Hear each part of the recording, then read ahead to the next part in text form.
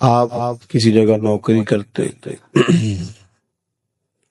Salary package بڑا اچھا ہے، آنے جانے میں آسانی ہے،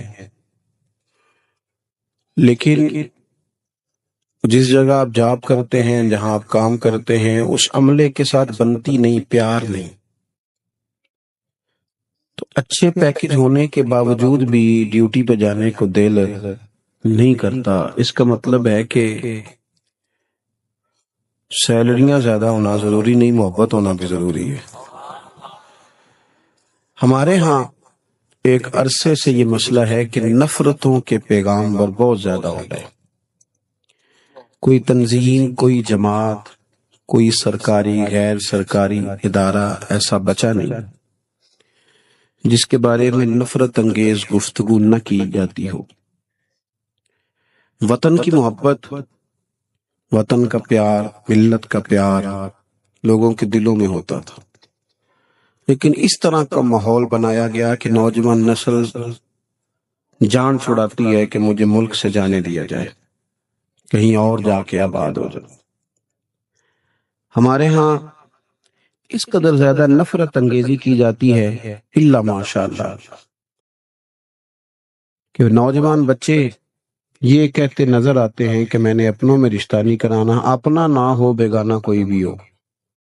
کیوں کہ ہم خود اس طرح کی کہانیاں انہیں سناتے ہیں، اس طرح اپنوں کے شکوے ان کے سامنے رکھتے ہیں کہ وہ کسی اور کے ساتھ تو شاید کچھ وقت گزار لیں، لیکن اپنوں کے بیچ ان کے لیے ٹائم گزارنا بڑا مشکل ہو جاتا۔ محبت زندگی کا حسن ہے، محبت زندگی کا نور ہے، محبت زندگی کا محاصل ہے۔ اور اقبال کہتے ہیں مریض محبت مجاہد نہ غازی، محبت کی رسمیں نہ ترکی نہ تازی، وہ کوئی اور شے ہے، محبت نہیں ہے، سکھاتی ہے جو غزنوی کو ایازی۔ کئی دفعہ آقا اپنے غلام کی مرضی کے مطابق ڈھلنا شروع کر دے تو پھر تو یہ محبت سے کوئی آگے کی شے ہوئی نا۔ تو میرے عزیز، پیار، محبت، بڑے سارے لوگ ملیں گے جو طبیعت کو تلخ کرتے ہیں، بڑی ساری باتیں ہو جاتی ہیں جو انسان کے مزاج کو کڑوا کسیلا کرتی ہیں، لیکن سوسائٹی کے مطابق اگر ہم ڈھلیں گے تو ہمارا مزاج بھی کڑوا کسیلا ہو جائے گا، کوئی کچھ بھی کرے۔ اللہ کے محبوب نے فرمایا، مشکات میں حدیث موجود ہے، حضور فرماتے ہیں مومن محبت والا ہوتا ہے، مومن الفت والا ہوتا ہے، فرمایا اس میں کوئی خیر نہیں جو نہ محبت کرے اور نہ اس سے محبت کی جائے۔ چلو جی، بڑیاں ہو گئیاں فوٹوਆਂ، ساڈی گل سننی جی، اے بھی محبت کی گل ہی کی تھی میں، لیکن نا میرا دل کر رہا ہے مجھے دیکھیں، میری بات سنیں۔ اللہ آپ کو خوش رکھے۔ موبائل تو اللہ مہنگے مہنگے دے، کدی جیب چپا کے بھی ویکھی دے بھلا کی ہوندا ہے۔ یہ جو ویڈیو بنا رہے ہیں وہ بھی بنائیں، لیکن مہربانی کریں، اسی کو دیکھتے جانا سارا دن، اور بھی غم ہے زمانے میں، ان پر بھی توجہ ہونی چاہیے۔ تو آپ تھوڑی مجھے بات کرنے کا موقع دیں، ویسے ہی میں نے باتیں تھوڑی کرنی ہوتی ہیں۔ اللہ تعالیٰ آپ کو جزائے خیر دے۔ اور آج میری کچھ طبیعت بھی تھوڑی بوجھل ہے، اللہ تبارک و تعالیٰ اپنی رحمت ہم سب کو نصیب کرے۔ عزیز دوستو، پیار، محبت سوسائٹی کو دیکھ کر، معاشرے کو دیکھ کر، لوگوں کا لب و لہجہ دیکھ کر اپنے ماحول کو کبھی بھی کڑوا نہ کرے، لہجوں کو کبھی تلخ نہ کرے۔ آپ جو ہیں اس محبت والے انداز کو کبھی فراموش نہ کریں۔ رب کریم کے جو بندے ہوتے تھے نا، وہ نظریاتی ہوتے تھے۔ ہمارے ہاں لوگ نظریاتی نہیں، الا ماشاءاللہ۔ ہمارے ہاں جس طرح کا ماحول ہوتا ہے، ساری دنیا وہی باتیں کرنی شروع کر دیتی ہے۔ میڈیا بھی بڑا کردار ادا کرتا ہے، جب وہ کشمیر کے مظلوم مسلمانوں کی داستانیں سناتا ہے تو توجہ ادھر ہو جاتی ہے، اور جب وہ کشمیر کی خبریں دینی چھوڑ دیتا ہے تو ہم کشمیر کے لیے دعا کرنی بھی چھوڑ دیتے۔ ہمارا مزاج یہ ہے کہ جس طرف ہوائیں چلتی ہیں ادھر کے ہو جاتا، جس ادارے کے خلاف، جس جگہ کے خلاف سارے بات کر رہے ہوتے ہیں، ہم بھی بات کرنا ضروری سمجھتے ہیں، اور بغیر سوچے سمجھے، بغیر غور کیے کہ یہ کہنے والا جو ہے یہ کس معیار کا ہے، کس اسٹیٹس کا ہے، کس مزاج کا، ہر بات کو قبول کر لیتے ہیں۔ ہمارے ہاں نا حدیث قبول کرتے ہیں محدثین، تو حدیث کمزور کون سی ہوتی ہے؟ معاذ اللہ کو لفظ تو کمزور نہیں ہوتے، راوی کمزور ہوتا ہے، تو محدث کہتا ہے اس کی بات نہیں لینی، بندہ کمزور ہے۔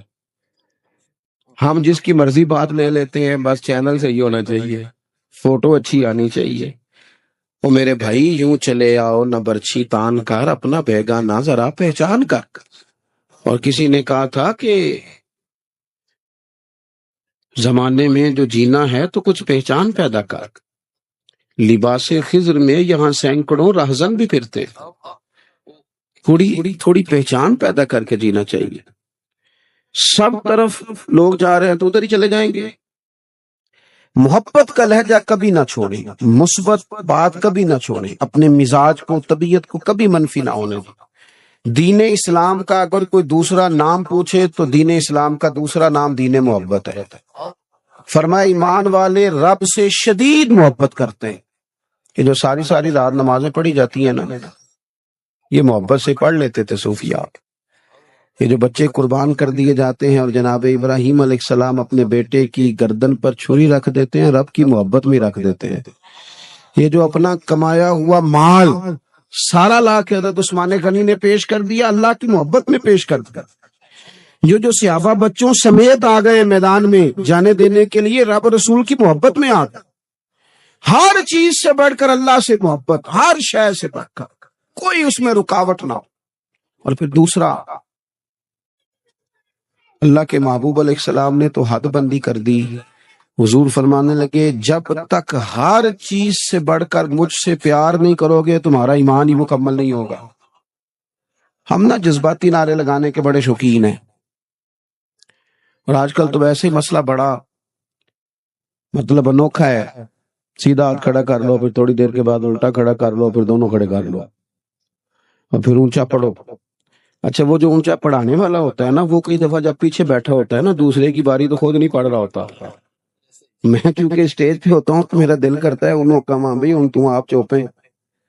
بیچارے لوگ آ جاتے ہیں محفل میں، کوئی بیمار بھی ہوتا ہے، کوئی کسی طرح بھی ہوتا ہے، تو آپ صرف اونچا نیچا پڑھنے کی بنیاد پر عشق کا تقاضا کریں گے، یہیں سے حساب لگائیں گے کہ عاشق کون ہے اور غیر عاشق کون ہو۔